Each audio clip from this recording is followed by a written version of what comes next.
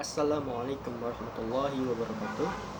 Perkenalkan, nama saya Ferry Adiansyah dengan NIM 208105064 dari jurusan Tadris Matematika kelas 1C. Dalam video ini saya akan menyampaikan materi dengan judul Sejarah Mushaf Al-Quran. Mushaf Al-Quran merupakan lembaran-lembaran Al-Quran yang dijilid atau dihimpun menjadi satu kesatuan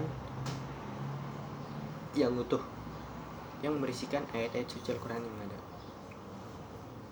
Proses pengumpulan dan penulisan mushaf sendiri itu terbagi dalam menjadi 3 periode. Yang pertama pada masa Nabi Muhammad SAW, yang dimana pada masa ini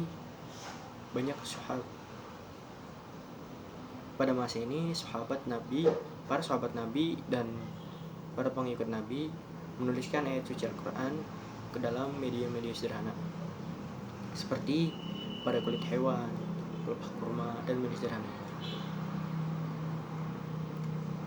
Meskipun menuliskan pada media sederhana tersebut, tapi masih banyak para sahabat Nabi dan para pengikut Nabi di zaman itu yang cenderung lebih memilih untuk menghafalkan Al-Quran karena memiliki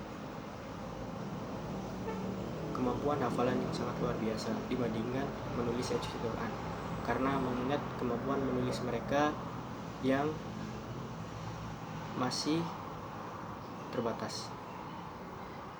Yang kedua, pada masa kekhalifahan Abu Bakar As-Siddiq radhiyallahu anhu, sekitar pada tahun 12 Hijriah, kala itu terjadi perang Yamamah, di mana perang ini membuat banyak kaum muslimin yang berguguran. Salah satunya yakni dari golongan para tahfiz atau para penghafal Al-Quran.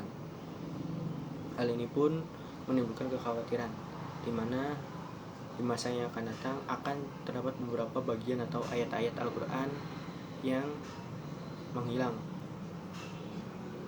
Oleh karena itulah, untuk menghindari hal tersebut, Khalifah Abu Bakar As-Siddiq radhiyallahu anhu pun memutuskan untuk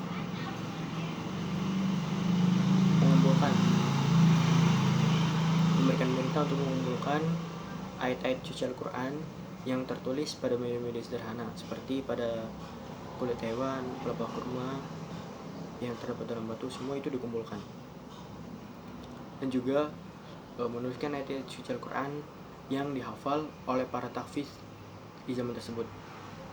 Akhirnya semua ayat suci Al-Quran tersebut bisa terkumpul dalam sebuah mushaf. Mushaf tersebut disimpan oleh Abu Bakar hingga akhir hayatnya, kemudian diwariskan kepada Umar bin Khattab hingga akhir hayatnya pula. Akhirnya mushaf itu pun diteruskan kepada Utsman bin Affan. Yang ketiga, periode kekhalifahan Utsman bin Affan.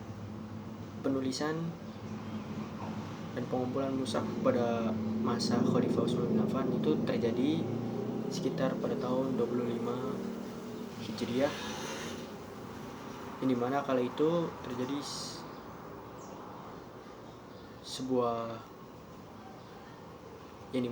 pada kali itu terjadi perbedaan dialek antara mushaf-mushaf yang dimiliki oleh para sahabat, karena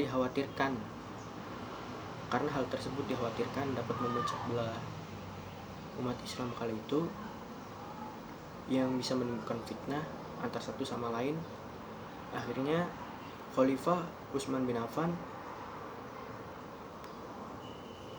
memutuskan untuk mengumpulkan semua mushaf-mushaf yang ada semua mushaf-mushaf yang memiliki dialek berbeda tersebut untuk dikumpulkan menjadi satu.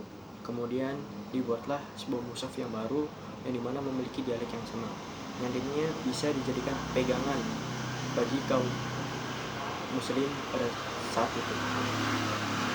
Mushaf itu pun dinamakan Mushaf Utsmani.